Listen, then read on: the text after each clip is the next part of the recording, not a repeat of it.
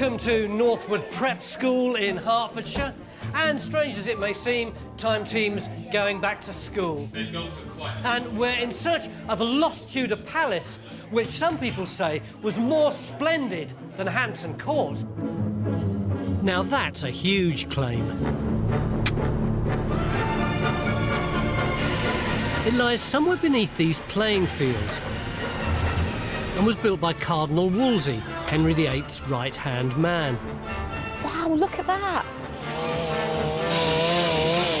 I don't think that's Tudor, do you? We're here not just to find it, but to see if the rumours are true. Was Wolsey's lost palace really grander than Hampton Court? We'll know in 3 days.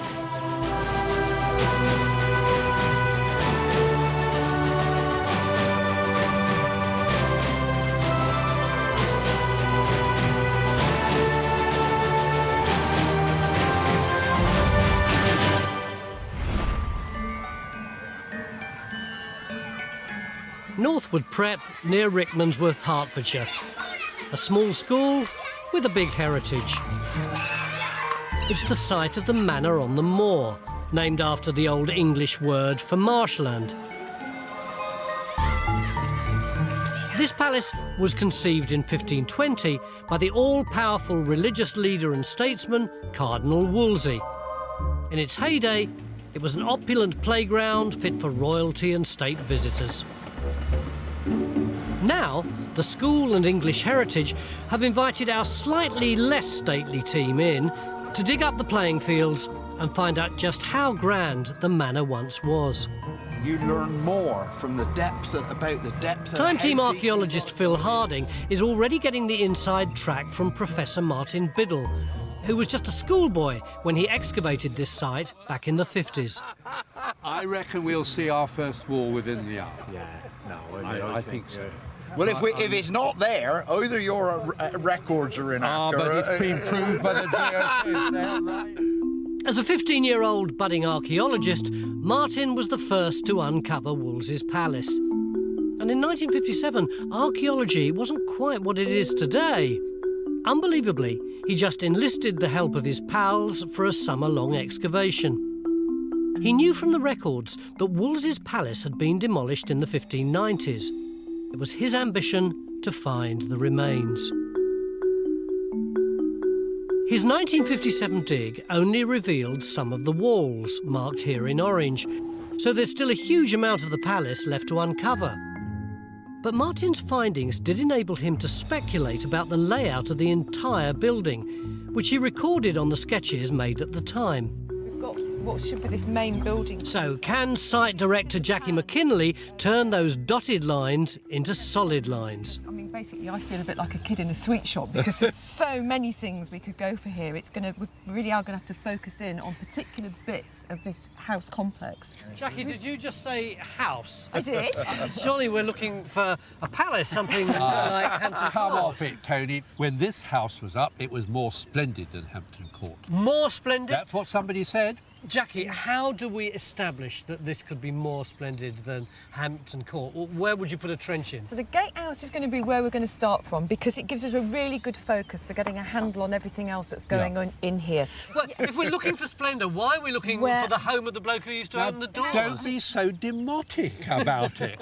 We're coming up against the gatehouse 50 feet high, with 3 levels of decoration probably on it, and the arms of the guy who owned it. This would be the first thing they would see. They'd come through this gatehouse, they'd see the view of everything in there. So the gatehouse itself is going to be a very grand place. Covered with decoration. It's magnificent. 20 years of time, Tim. It's the first time I've been accused of being demotic. Are you happy with putting a trench in here? I'm urging to get on, and I'm particularly pleased that you aren't demotic. Don't just urge. Let's get on with it, yes. Jackie can already add to what she knows from Martin's dig with some geophys that the school commissioned last year. The radar suggests a large structure underground that could be the foundations of a building 50 metres by 60 metres surrounded by a moat. It's an enormous site to survey, so it's going to be a real challenge to piece together a layout and find clues to what it once looked like. So where better to start than the grand entrance? Come up nice and straight, because the edge is straight already. Martin's 1957 dig found some remnants of a gatehouse on the west side, but the remains weren't well preserved. So Jackie's put Phil in charge of digging the other side of the gatehouse. But that's the way you take the tour. I mean, look at that. That'll go back now. It won't know it's been shifted.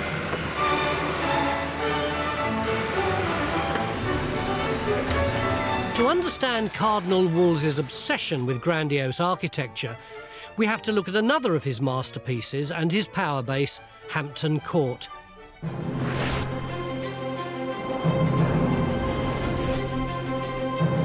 His grand design for Hampton Court was to emulate the greatest Renaissance architecture, a palace that would impress visitors of the highest orders from church and state. From what we know from our dig so far, there's every reason to think that the Manor of the Moor was built with the same aspirations.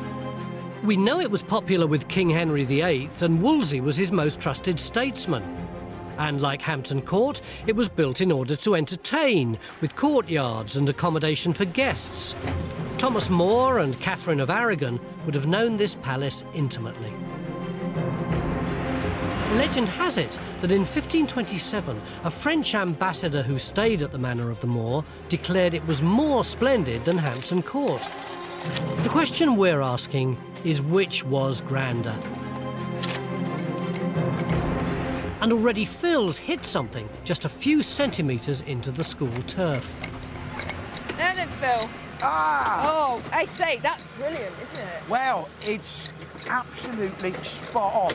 What we got is the corner of a room of your gatehouse. Right. There's the outside wall of the gatehouse. Yeah. So if you're arriving at the place, you ride up or walk up through there. Yeah.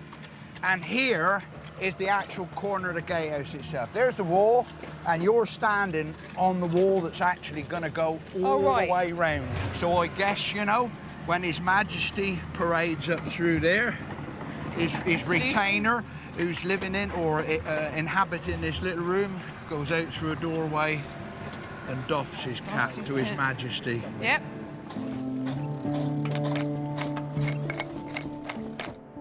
Phil's uncovering walls that belong to the eastern half of the gatehouse. Their layout ties in with the geophys and mirrors what Martin found to the west.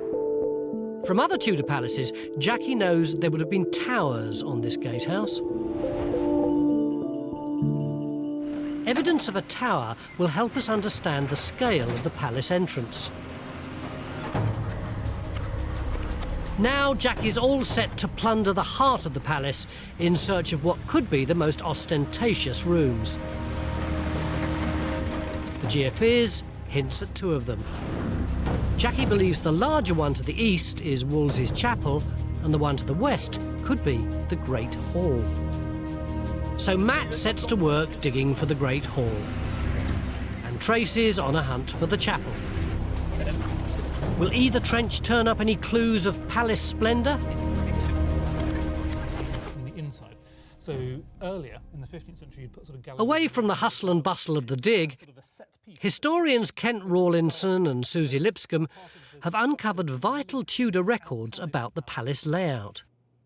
We've got this survey that was done under Elizabeth I, and it describes all the buildings that were at the Manor of the Moor. It explains that there's a principal gatehouse and lodgings on either side with 2 towers, and explains lodgings on the east and west of the said quadrant with a tower at each end of the same, adjoining upon the moat.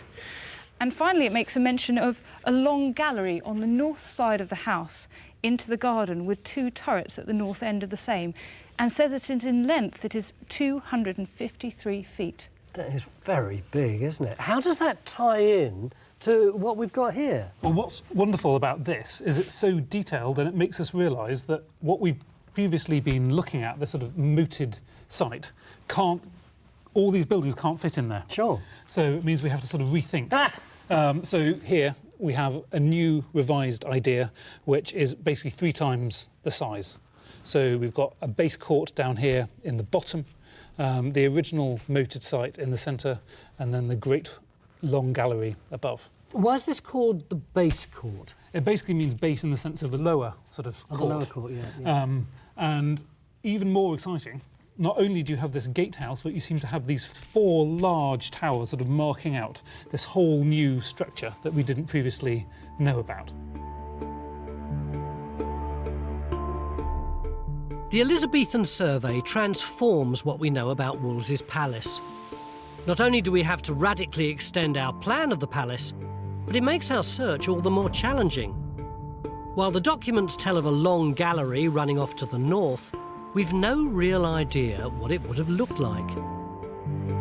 And to the south, there was a lower or base court. We'd expect this building to contain lodgings for guests and to surround a courtyard.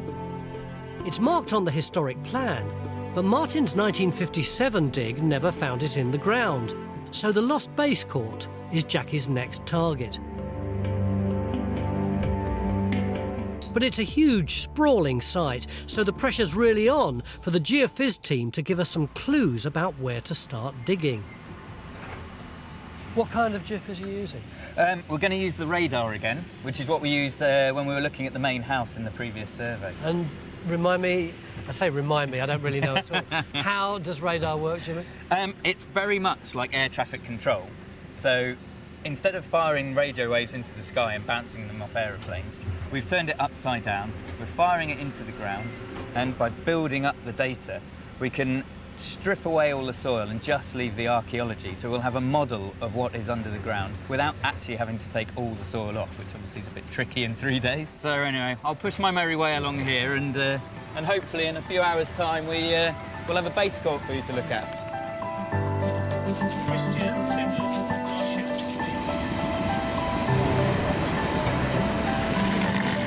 We're near the end of day 1, and we've got a huge search on for a base court that hasn't been seen for over 400 years. But we can safely say that Wolsey's lost palace is no longer lost. And we're turning up clues that could tell us how much money he lavished on his manor. Rumour has it that they've come up with our first splendid find here in Trench 1. Stay there. This actually is how Paul spends a lot of his time on site. It's true. Show me this find. It's wonderful. Oh, I think that's wheelbarrow. What we have got, all the way from the Netherlands, some really quite spectacular floor tile. Wow! That's probably 16th century or thereabouts. Am I allowed to lick my finger and... As long as you do it very gently, yeah, it's quite fragile, this stuff, so be careful with it. Those colours are absolutely Fantastic, isn't it? It's basically a white tin glaze, and then that decoration is hand painted with different coloured pigments. It's cobalt, it's ochre, it's copper. You know, it's expensive. Oh yeah, it's baked in. I mean, it's the sort of thing you only find in a spectacularly posh palace or something like that, which is a coincidence. We are in a spectacularly posh palace, yeah. What can we tell from this find? Well, the interesting thing about this is, although it's a little bit broken up, it doesn't look like it's been very knocked about. So it doesn't look like it's travelled very far. Now, it suggests that it could actually have come from inside the gatehouse itself. Now, gatehouses weren't just a way into somewhere. They also, quite frequently, had the most spectacular, fancy rooms for guests to stay in and lodgings. And this could actually have come from this lodgings within the gatehouse. Cardinal Wolsey might actually have trodden on that, which might be why it broke. It's an exciting clue to the scale and grandeur of the gatehouse. But just how large this entrance was and what it looked like is still all in doubt. Phil's got 2 days to find out. Discover the past with exclusive ancient history documentaries and ad-free podcasts presented by world-renowned historians from History Hit. Watch them on your smart TV or on the go with your mobile device. Download the app now to explore everything from the wonders of Pompeii to the rebellion of Boudica and the mysteries of prehistoric Scotland. Immerse yourself in the captivating stories of this remarkable era by signing up via the link in the description. Beginning of day 2 here in Hertfordshire, where we're looking for Cardinal Wolsey's long-lost palace, which reputedly was even more fabulous than Hampton Court. Was that true? Well, that's what we're here to find out. So we're geophysics and digging like mad to prove how extensive the palace was. We're beginning to discover it had stately lodgings for Wolsey's many guests. And the history books are throwing up some clues about who those guests were and the role the Manor of the Moor played on the European political stage. In 1525, Henry VIII was making claims on French territory. With the prospect of the country being dragged into a conflict, Wolsey brokered a high-level meeting between the two old adversaries right here at the Manor of the Moor. And Susie's found the paperwork to prove it. It's in Latin, I know that. What is it? This is the Treaty of the Moor. This is an Anglo-French treaty that basically sums up that Henry is going to give up his territorial claims on France for a little while in exchange for a very large pension of £20,000. Which would have been a huge amount of money at that time. Yeah, his annual revenues were £110,000. This is really significant. And it was right here that it was signed? Absolutely. It actually says here, at the Moor, on the 30th of August, 1525. Cardinal Wolsey sealed the treaty in the presence of some of the biggest Tudor figures of the day. So we've got, for example, William, Archbishop of Canterbury. We've got Thomas, Duke of Norfolk. And, let's see, here's a name you might recognise. Thomas More. So this is like the EU, isn't it? All the politicians and the bureaucrats steam over and have loads of food and all the bureaucrats sign the paper. Yes, absolutely. And you can see how bureaucratic it is just by the length of the document. And at the very end of it, we've got the French envoy, Johannes Joachim, who's signed it, and this is his seal. But the signing and sealing was worth nothing without the pomp and ceremony that Susie believes would have followed it. In the palace chapel, in front of a multitude of courtiers and dignitaries. Rakshas's been roped in. So let's imagine that you're the French envoy. Yes. So I'm going to take your hand. And if you could just be Wolsey for the moment, and we'd put your hands together like this, and by this you swear to keep peace between you. I will give you £20,000. In exchange, will you promise not to attack me? Sounds like a good deal. Thank you very much. I will. And that was actually what would confirm that the treaty had taken place. There's just 2 days remaining of our dig here in the grounds of Northwood School, and there's still an awful lot to do. In Phil's Trench, they're investigating the remains of what's thought to be an elaborate gatehouse. Oh, is that a tile? Oh, what an absolute gem. Oh, and that's glazed, isn't it? Yep. Oh, good man. And that's on the... Oh, that's on the same level as that bit of flooring over there. Plus, we've got those fragments up there. It actually confirms that we are in a room, and it tells us so much more about what that room would have looked like. We now know what the floor looked like. Yeah. Spot on. I look. Oh, this is getting good stuff. This is all positive stuff, particularly since the accounts that describe the fate of the Manor of the Moor paint a grim picture. In the late 16th century, it was systematically dismantled and the materials were sold off. And it's thought that much of what remained of the stone was robbed and reused. So that's a big problem for our team. Is there enough remaining in the ground to determine the true scale of the palace? And could this explain why in some key locations, Geophys aren't finding anything? Well, I guess the big question is, have we got the base course? You tell us. There could be quite a small answer to that question. So this is the data where we filled in the gap, butting up against where we surveyed over the house before. We've got the cricket pitch, and other than that, there's not a huge amount that jumps out at us. If we presented those results to you without being told there was a base court and an outer gateway, we'd say there's nothing there. Yeah. The thing is, it's likely that this area is going to have been preferentially robbed out, and that includes the towers. If you're now telling us that it may well have been robbed out totally, then we're on to a loser. We might as well tear up the geophysics for this area. Please don't. We did know that this was potentially spurious size-wise. Mm-hmm. That's one of the things we said. Potentially spurious. But it could actually be the same size of the moat and be here. We're moving the goalposts all the time, aren't we? That's what you have to do when you're losing badly, John. So the last throw of the dice would be to ask John and Jimmy to complete the geophys on either side. Well, I mean, just one side might do. So you'll have done that in about an hour, won't you? He's not very happy about that, does he?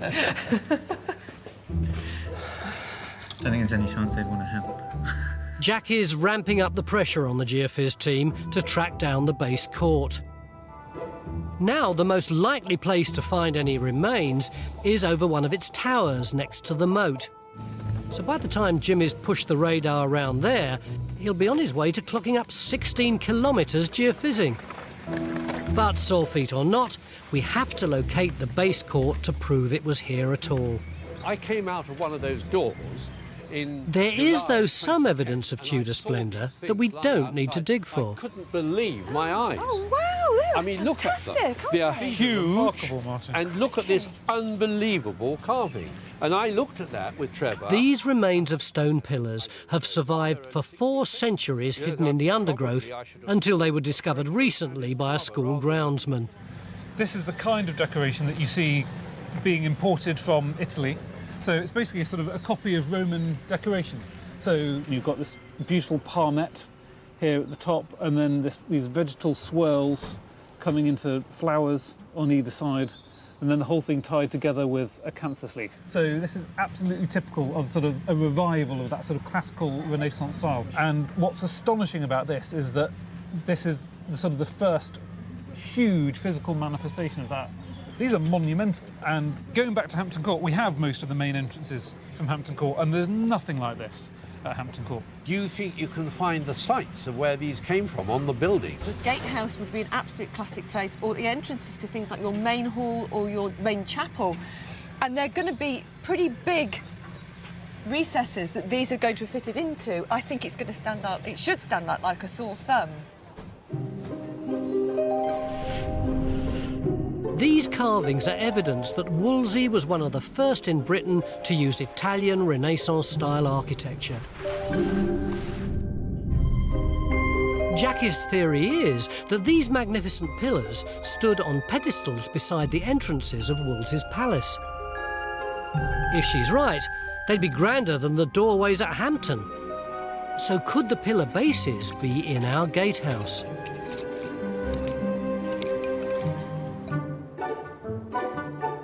Wolsey wanted to create a playground on a par with Hampton Court. The Manor of the Moor's 600 acres of parkland was exclusively for the use of Wolsey and his guests. To get the best view of it, Susie and Emma are on the fairway of a local golf course. Okay. With the help of some historical maps, Emma's created a 3D model of the manor's parkland. So we can see the moor is down here with the moat. Uh-huh. And I think we are somewhere up here. Oh, OK. It gives a real sense of the sort of rolling landscape around here, doesn't it? I mean, it is massive, this park. There's an account of Wolsey having sort of 400 or 500 deer in this park. Gosh, and actually, blimey. at one point when the palings, the sort of railings around it, have been dilapidated, to replace them, they need to knock down 200 oak trees. So that kind of gives some sense of the scale. And this map gives us a vision of what Wolsey's park would have looked like. Yeah. When Wolsey came here and brought Henry VIII here, it was exactly for those hunting and going out doing some hawking, doing some falconry. Just showing off, basically. Capturing game, Yeah. and just fun.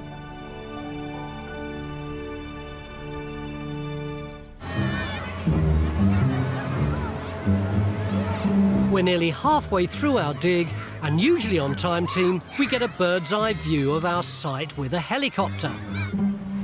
But we're always up for trying out new technology, so this time we've opted for a spy plane. Will it help us find that elusive base court? So what have you got on it? Well, we've got a camera to take the images. We have an onboard computer, so the aircraft is in communication with my PC while it's in the air. So if the wind speed gets too high, I get a warning and I can do something about it. So is it ready to fly? Yes. Where should I stand? Just behind me, please. OK.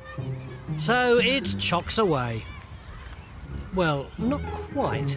It's a bizarre way to start the engine. Movement triggers the motor into action.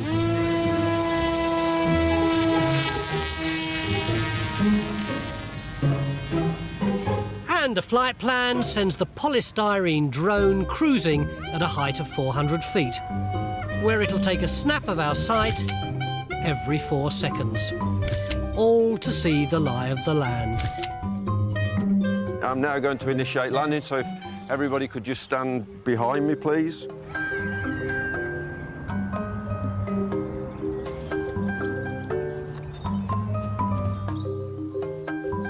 Oh, it's incredibly light, isn't it? Just like picking up a piece of cardboard. Yeah, it is indeed, yeah. Just maybe it'll see something that geophysics can't. We'll know after the break. Day 2, and we're digging up these school playing fields here in Hertfordshire and finding Cardinal Wolsey's lost palace, which once dominated this view. We sent a camera-equipped drone up, and amazingly the photos do reveal faint traces of the palace's northern edge.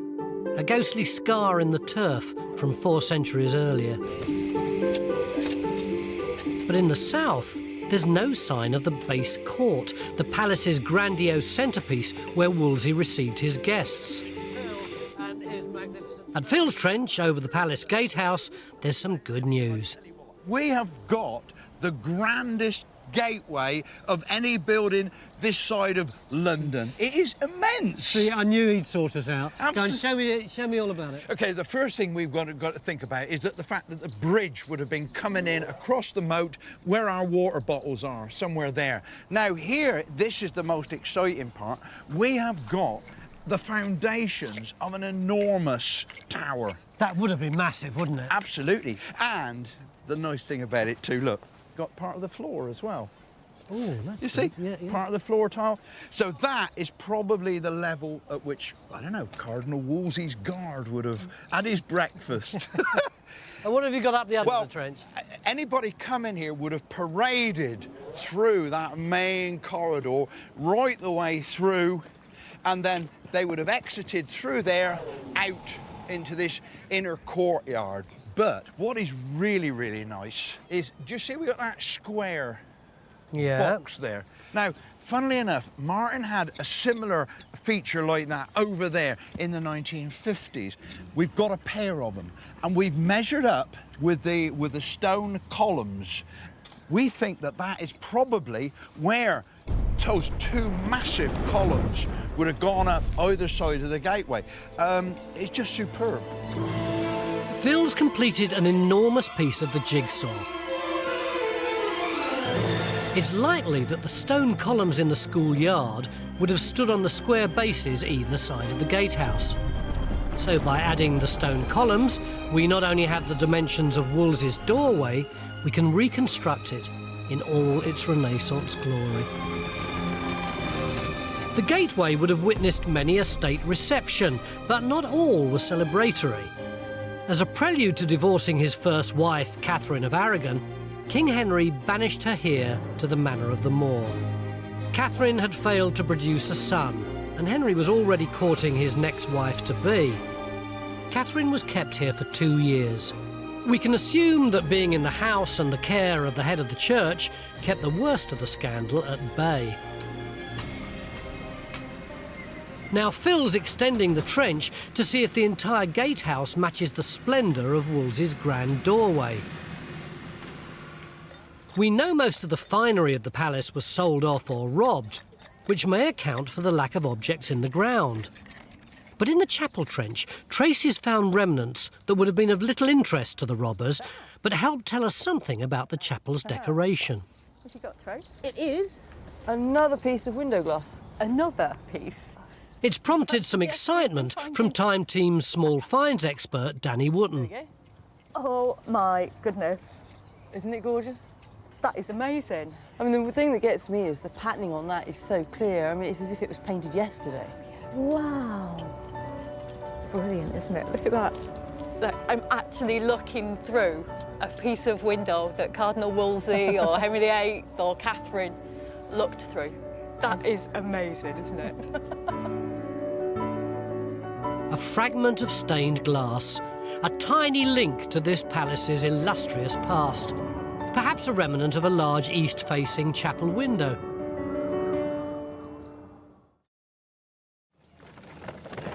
Over halfway through our dig, and we're desperate to locate the base court.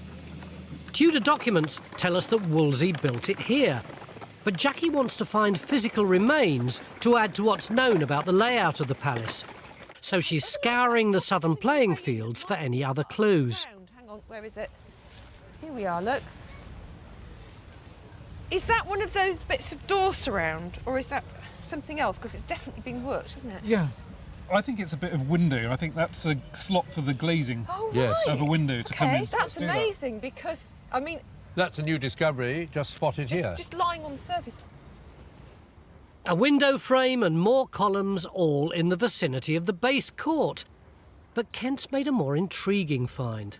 We have accounts at Hampton Court when they're cobbling the base court in the 1530s for river cobbles like this being collected. So people actually paid to go out into fields, gather these pebbles, put them in baskets and then sort of sell them to the office of works, so the laying of the courtyard.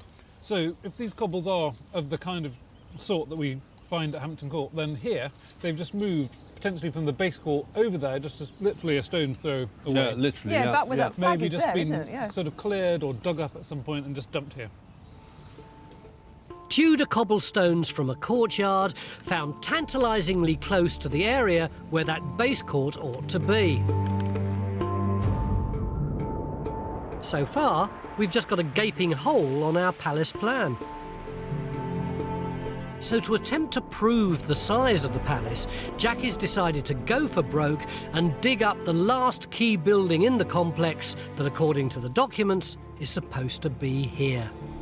This is the Long Gallery, right? This is the Long Gallery. Absolutely. What was the Long Gallery for?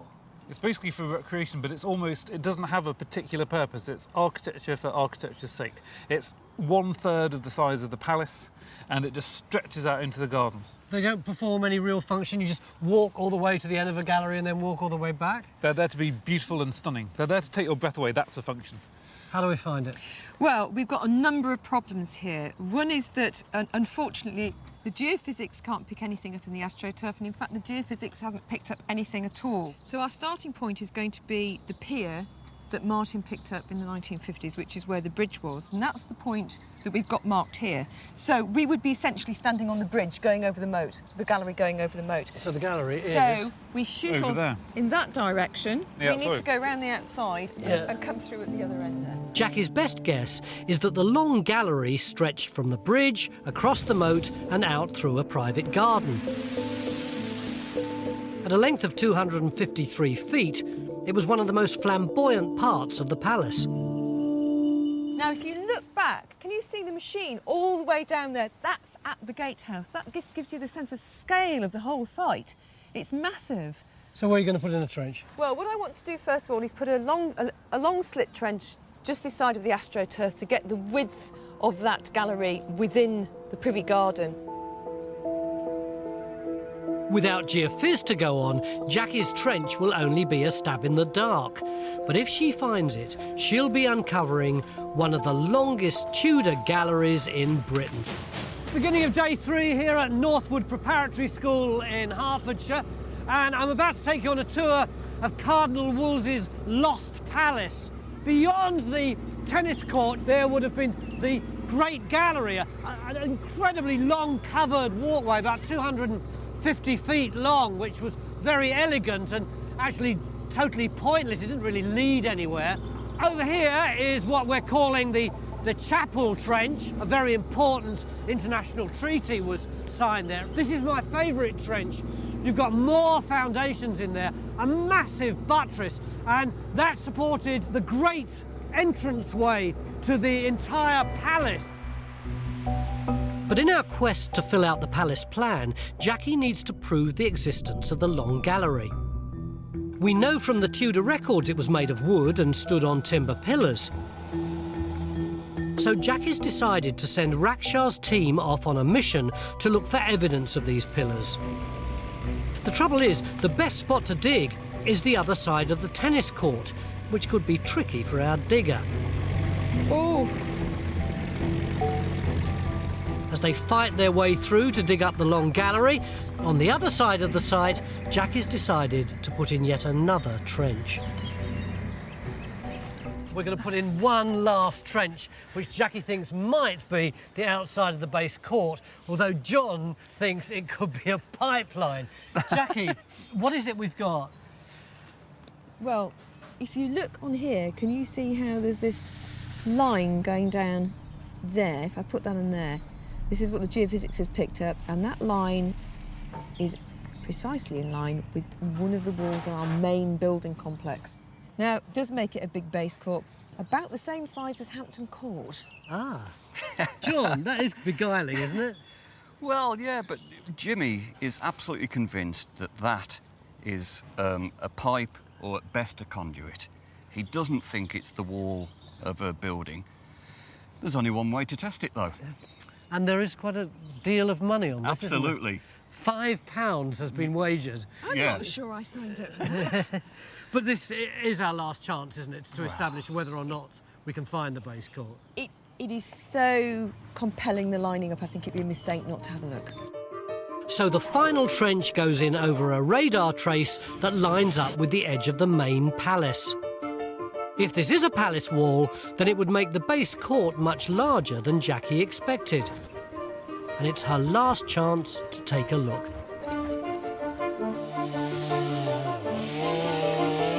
Back in the jungle behind the tennis courts, there are further delays in digging up the long gallery.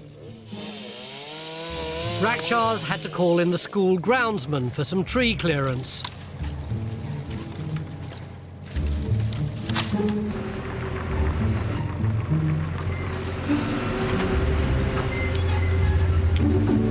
And they finally hit something. I don't think that's Tudor, do you? No. But there's no doubt the tower that Phil's digging in the gatehouse is Tudor.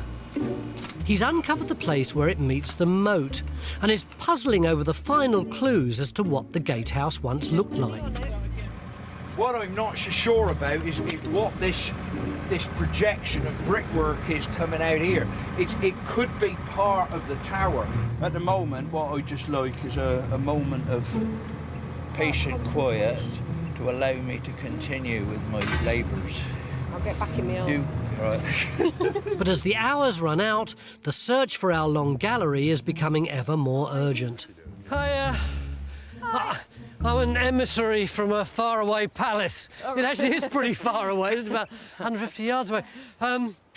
People are wondering why you're not getting on quicker, to put it politely. Are you kidding me? No, well, Look at us. We're in the middle of a wood. We've had to chop down trees. We've had to get rid of vegetation, and we've started the trench, and we're down onto this. It's proper archaeology. Listen, it's not me. I'm not having a go. The observation simply is that it's very late, and if this trench doesn't get underway fairly soon, then actually we're not going to be able to finish it by the time we leave.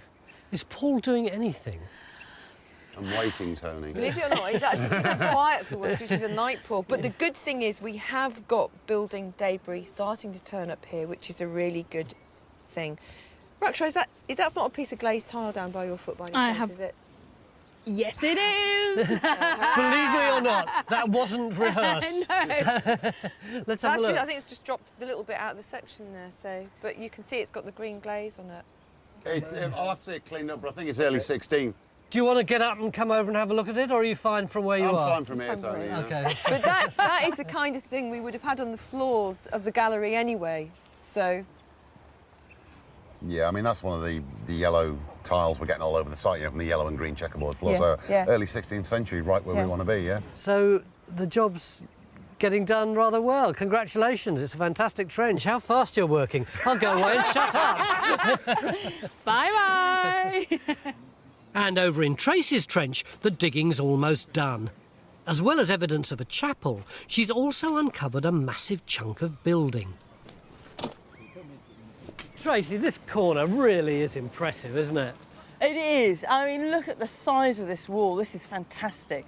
This is where Martin put his trench in the 50s. Yeah. And so we've come in the same place, but we've extended, so we've got the whole sweep going off that way, and then the turn coming underneath your feet. So what's that little square there? That would be the buttress, just to support the corner turn of the wall. This trench confirms Martin's work and adds a buttress and a palace corner to the plan. The foundations were built for strength, able to support 2 stories and enclose a great hall and a chapel, all of it designed to impress Wolsey's international visitors. But what about the bet on finding that base court? You got our base court, John? Where's the fiver? It's a pipe. No, it's a culvert. What is a culvert? Well, it's a brick-built culvert. It's a channel, it's a drain. Ah. Could it be old? Well, the bricks don't look modern. They could be reused. Or it could be Tudor. Could be Tudor. But whatever it is, it's not our base court. It's not the wall of the base court, no. And Jimmy gets his fiver. No, I get the fiver. He said pipe. I said conduit. It's just a nonsensical semantic debate between geophys. Typical. Just keep scraping, will you? Just tell Jackie she owes us a fiver. So Jackie's out of luck and out of pocket.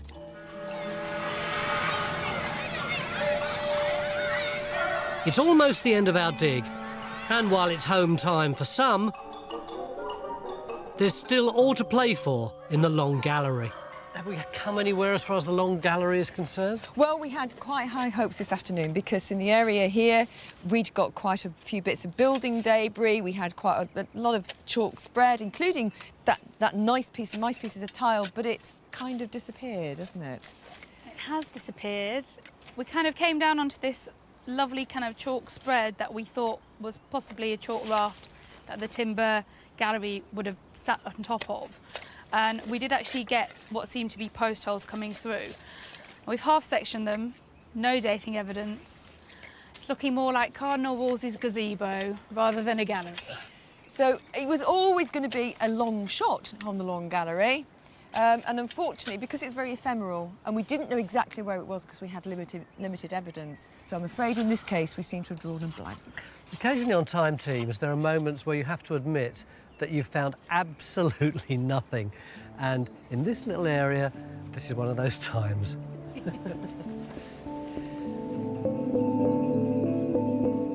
So, no Long Gallery and no base court. Not even a trace on the geophys. It's certainly unlucky and not what we were expecting.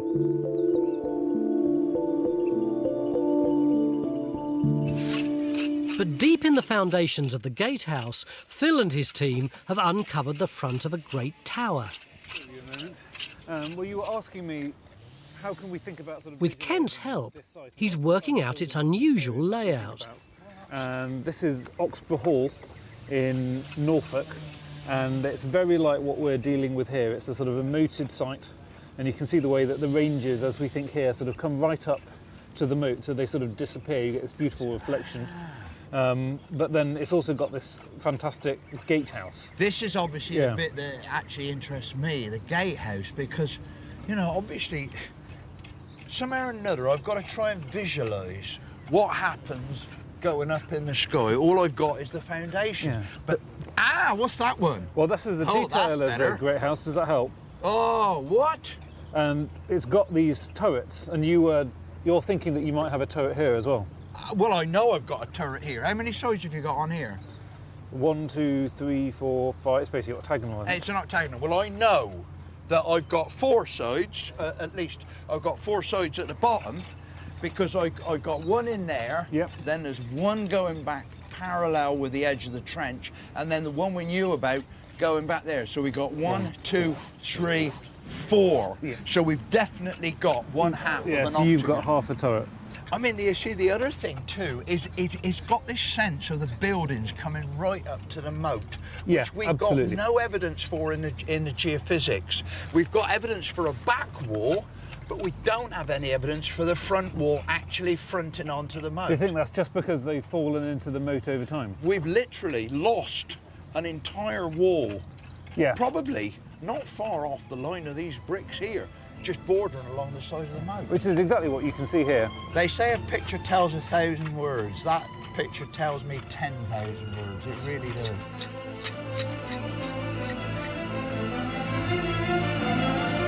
Back in the 1950s, Martin Biddle dug up half of the gatehouse. Now Phil's Trench helps reveal Wolsey's gatehouse in its full symmetrical glory. We've discovered it had 2 octagonal towers built to rise straight up out of the water.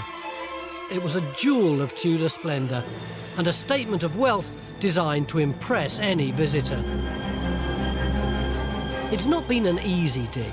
Centuries of the site being robbed have made it difficult to prove the Tudor accounts of a base court to the south and a long gallery that graced the gardens to the north. But our finds do give us a glimpse of Wolsey's opulence. Fine floors, ornate stonework, and gorgeous stained glass windows. Was it more splendid than Hampton Court? Well, only that 16th century visitor could really tell. Our dig leaves a legacy for Northwood School, the guardian of this special site. We've added new colour to the story of Cardinal Wolsey and to the role the Manor of the Moor played in some of the most dramatic events in Tudor history.